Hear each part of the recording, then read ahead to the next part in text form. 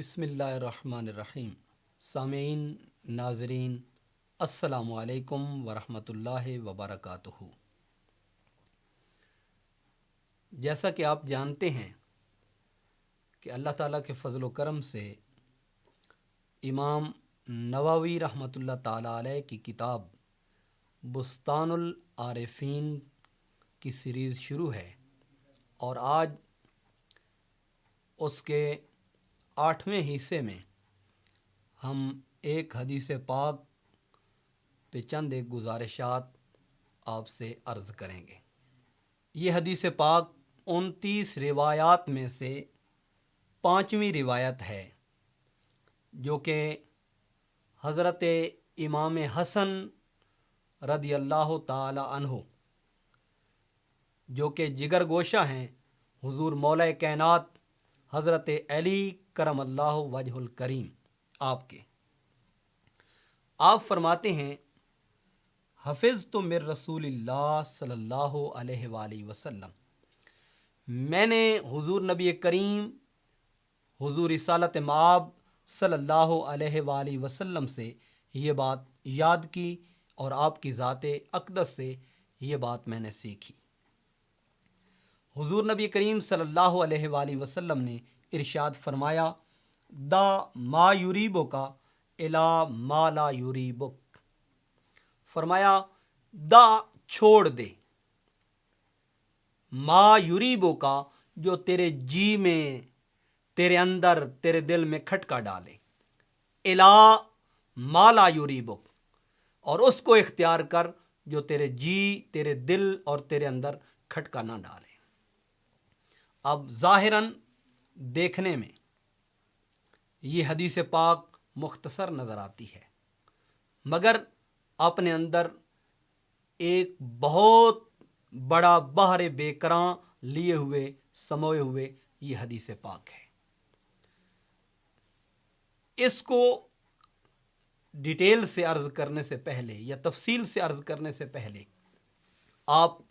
صحیح بخاری شریف کو دیکھیں،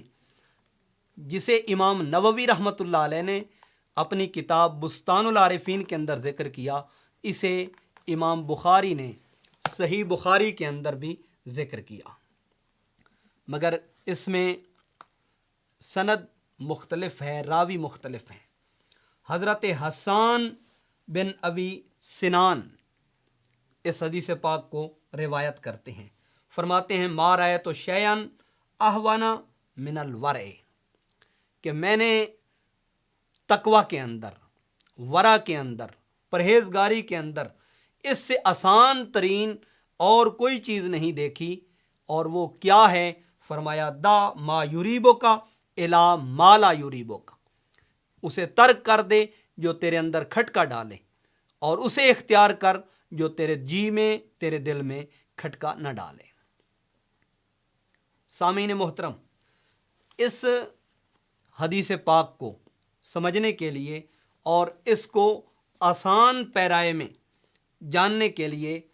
ہم اسے 2 حصوں میں اگر تقسیم کر لیں تو ہمارے لیے بہت ہی آسانی ہوگی۔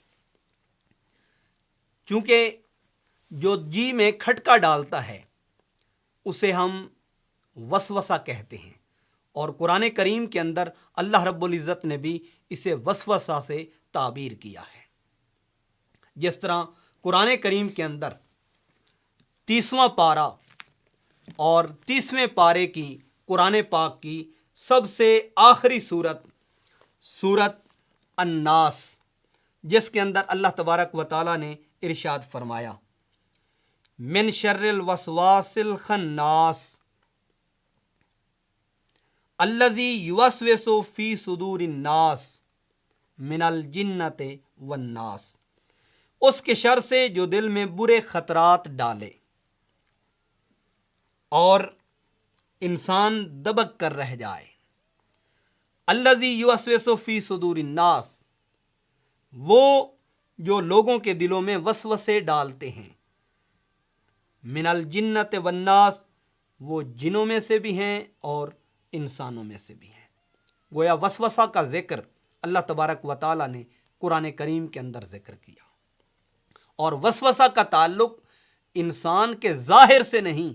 جس کو قرآن کریم میں اللہ رب العزت نے ذکر فرمایا یوسوسو فی صدور الناس، تو وسوسے کا تعلق انسان کے صدر سے ہے، انسان کے سینہ سے ہے اور انسان کے دل سے ہے۔ یاد رکھیں، دنیا میں دو طرح کے لوگ ہیں، ایک عوام الناس ہے اور دوسرے خواص ہیں۔ عوام الناس کے متعلق اگر آپ صحیح بخاری شریف کا مطالعہ کریں اور صحیح بخاری شریف میں جھانکیں تو کتاب الایمان والنذور اور باب ہے باب اذا حنس ناسیا فی الایمان، اس باب کے اندر دوسری روایت پہلی آیت مبارکہ سے متصل، یہ روایت حضرت ابی ہریرہ رضی اللہ تعالیٰ عنہ آپ کی ذات گرامی سے مروی ہے۔ فرماتے ہیں ان اللہ تجاوز لامتی اما وسوست او حدثت بہی انفسہا ما لم تعمل بہی او تکلم۔ فرماتے ہیں کہ جو لوگ عوام سے تعلق رکھتے ہیں، جن لوگوں کا ابھی تک اس قدر اللہ تعالیٰ کی ذات سے اور اس کی ذات اقدس سے تعلق اور رشتہ ناتا استوار نہیں ہوا، وہ عوام سے ہیں، ان کے متعلق حضور نبی کریم صلی اللہ علیہ وآلہ وسلم آپ کی ذات اقدس اور آپ کی ذات گرامی سے نسبت کرتے ہوئے فرماتے ہیں کہ بے شک اللہ نے تجاوز کیا ہے، درگزر کیا ہے لامتی، میری امت سے، اما وسوست، جو وسوسہ واقع ہوتا ہے، او حدثت، یا کلام کرتی ہے میری امت، بہی انفسہا، اپنے اندر، یعنی اپنے آپ سے وہ جو کلام کرتے ہیں، گفتگو کرتے ہیں، فرمایا ما لم تعمل بہی، جب تک اسے عملی جامہ نہیں پہنا لیتے، او تکلم، جب تک اس کا کلام نہیں کر لیتے، اس کو بولتے نہیں، اللہ تبارک و تعالیٰ نے آقا دو عالم صلی اللہ علیہ وآلہ وسلم کی امت سے اس چیز کو معاف کر دیا ہے، درگزر کر دیا ہے۔ یہ وہ لوگ ہیں جو عوام میں شامل ہیں، مگر یاد رکھیں جن کا تعلق اللہ تعالیٰ کی ذات سے استوار ہو جاتا ہے، جو عارفین ہیں، جو اہل تقوی ہیں، جو اہل ورع ہیں، جو پرہیزگاری کے اعلیٰ مقام تک پہنچ جاتے ہیں، ان کے متعلق دوسرا حکم ہے، یہاں تک کہ ان کے وجود میں اگر وسوسہ داخل ہو جائے تو وہ ایک وسوسہ اسے اللہ کے قرب سے دور کر دیتا ہے، اسے اللہ تبارک و تعالیٰ کی خوشنودی سے دور کر دیتا ہے۔ اور اس کے متعلق ایک خوبصورت روایت جسے امام ابن ابی شیبہ نے اپنی کتاب المصنف کے اندر 7ویں جلد ہے اور اس کا صفحہ نمبر ہے 150، اور مزے کی بات دیکھیں، اس روایت کو حضرت عبداللہ ابن عباس رضی اللہ تعالی عنہما آپ کی ذات گرامی کی طرف منسوب کیا ہے، اور اس حدیث پاک کے راوی ہیں حضرت جریر، وہ فرماتے ہیں منصور سے، اور وہ روایت کرتے ہیں حضرت سعید ابن جبیر رضی اللہ تعالی عنہ سے کہ حضرت عبداللہ ابن عباس رضی اللہ تعالی عنہما آپ نے الوسواس الخناس کی تفسیر میں فرمایا الشیطان جاسم علی قلب ابن آدم، کہ بے شک شیطان کیا کرتا ہے، شیطان کے حملے کا طریق کیا ہے، شیطان انسان کو کیسے گمراہ کرتا ہے اور کیسے اللہ اور اس کے رسول صلی اللہ علیہ وآلہ وسلم سے دور کرتا ہے۔ فرمایا الشیطان جاسم علی قلب ابن آدم، شیطان اپنا شکنجا اور اپنا پنجہ اولاد آدم، ابن آدم کے دل پہ گاڑ لیتا ہے، اور انسان کے دل کو، ابن آدم کے دل کو اپنے شکنجے میں لے لیتا ہے۔ فرمایا فَإِذَا غَفَلَ وَسْوَسَ، جب بندہ غافل ہو جاتا ہے تو شیطان وسوسہ ڈالتا ہے. اذا ذکر اللہ خنسا، اور جب ابن آدم اللہ کا ذکر کرتا ہے شیطان الگ ہو جاتا ہے، شیطان علیحدہ ہو جاتا ہے، شیطان جدا ہو جاتا ہے. گویا انسان کو اپنے آپ سے شیطان کو دور کرنے کا جو مین اور بنیادی ذریعہ ہے وہ ہے ذکر الہی، وہ ہے اللہ تعالیٰ کا ذکر. کیوں کہ اللہ تبارک و تعالیٰ کا جب آدمی ذکر کرتا ہے تو شیطان اس سے دور ہو جاتا ہے، شیطان اس سے الگ ہو جاتا ہے. اور اگر اس بات کو قرآن کریم سے دیکھیں، فرمان باری تعالیٰ سے دیکھیں، تو اللہ تبارک و تعالیٰ نے قرآن کریم کے اندر شیطان کے عملی رویے کو اور شیطان کے عملی کردار کو بیان فرمایا انما یرید الشیطان ان یوقع بینکم العداوۃ والبغضاء فی الخمر والمیسر ویصدکم عن ذکر اللہ وعن الصلاۃ. فرمایا بے شک شیطان یہ چاہتا ہے، اس کا یہ ارادہ ہے، اس کی یہ چاہت اور اس کی یہ منشا ہے، ان یوقع بینکم العداوۃ، کہ وہ تمہارے درمیان دشمنی کو پیدا کر دے، تمہارے درمیان عداوت کو پیدا کر دے، والبغضاء، سرکشی کو پیدا کر دے. کیسے؟ فی الخمر والمیسر، شراب اور جوے میں لگا کر، ویصدکم عن ذکر اللہ وعن الصلاۃ، اور وہ تمہیں روکنا چاہتا ہے ذکر اللہ سے بھی اور نماز سے بھی. گویا شیطان کا یہ کام ہے کہ وہ انسان کو اللہ کی یاد سے الگ کر دے، وہ انسان کو نماز سے الگ کر دے، نماز سے دور کر دے. تو وہ بنیادی طور پر انسان کے دل میں وسوسہ کو پیدا کرتا ہے،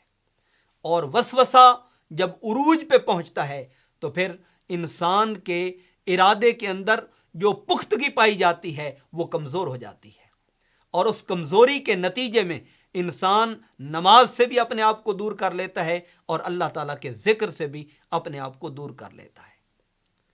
اور جو حضرت عبداللہ ابن عباس رضی اللہ تعالیٰ عنہما آپ کی روایت ہے، آپ نے فرمایا اذا غافل وسوسہ، انسان جب غافل ہوتا ہے تو پھر شیطان اس کے دل میں کھٹکا ڈالتا ہے، اس کے دل میں وسوسہ ڈالتا ہے، اس کے دل میں ریب ڈالتا ہے. اور جب انسان اللہ کا ذکر کرتا ہے، اولاد آدم اللہ کے ذکر کو اختیار کرتی ہے، ابن آدم ذکر اللہ کو اختیار کرتا ہے. حضرت عبداللہ ابن عباس رضی اللہ تعالیٰ عنہما آپ نے فرمایا اذا ذکر اللہ خنسا، جب بندہ اللہ کا ذکر کرتا ہے شیطان جدا ہو جاتا ہے،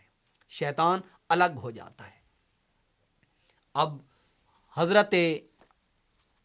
امام حسن بن علی رضی اللہ تعالی عنہما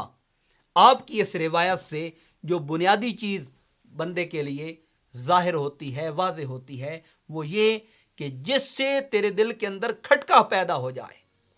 وہ ظاہری اعمال میں ہو یا انسان کے جوارے میں ہو، جس سے انسان کے وجود میں کھٹکا پیدا ہوتا ہے، آدمی کے لیے لازم ہے کہ اسے ترک کر دے. اور جس سے وجود میں کھٹکا پیدا نہیں ہوتا اس کو اختیار کرے، اس کو عملی جامہ پہنائے.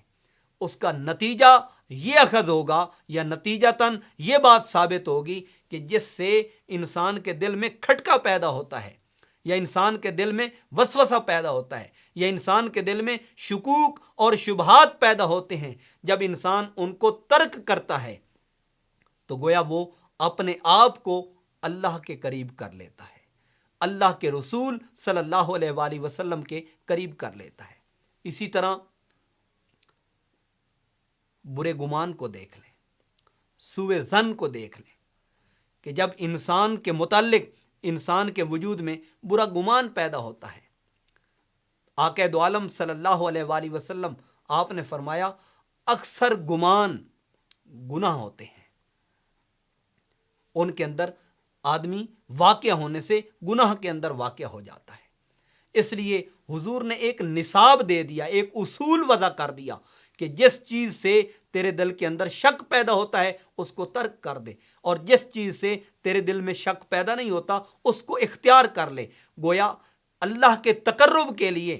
اور اللہ کے قرب کے حصول کے لیے آدمی کے اوپر لازم ہے کہ جس سے شکوک و شبہات پیدا ہوں ان کو چھوڑ دے، اور جس سے انسان کے وجود کے اندر یقین پیدا ہو، توکل علی اللہ پیدا ہو، اللہ کے قرب کے ذرائع پیدا ہوں، ان کو اختیار کر لے۔ اسی میں انسان کی فلاح بھی ہے، اسی میں انسان کی کامیابی بھی ہے، اور اسی کے اندر انسان کی کامرانی ہے۔ اللہ تعالی ہمیں